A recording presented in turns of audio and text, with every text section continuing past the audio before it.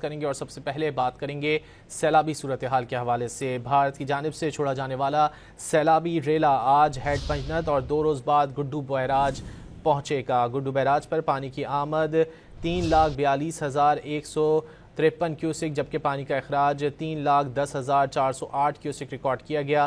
Sukkur barrage پر پانی کی آمد 3,31,230 کیوسک اور پانی کا اخراج 2,75,850 کیوسک ریکارڈ کیا گیا۔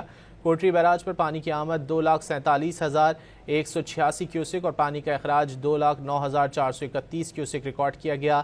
ہیڈ پنجنت میں پانی کی آمد 2,27,710 کیوسک ریکارڈ اور پانی کا اخراج 2,13,740 کیوسک ریکارڈ کیا گیا۔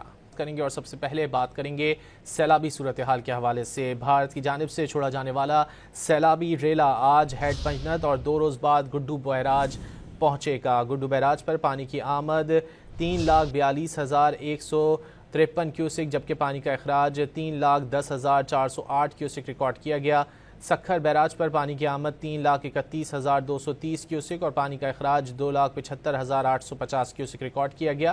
کوٹری بیراج پر پانی کی آمد 2,47,186 کیوسک اور پانی کا اخراج 2,09,431 کیوسک ریکارڈ کیا گیا۔ ہیڈ پنجنت میں پانی کی آمد 2,27,710 کیوسک ریکارڈ اور پانی کا اخراج 2,13,740 کیوسک ریکارڈ کیا گیا۔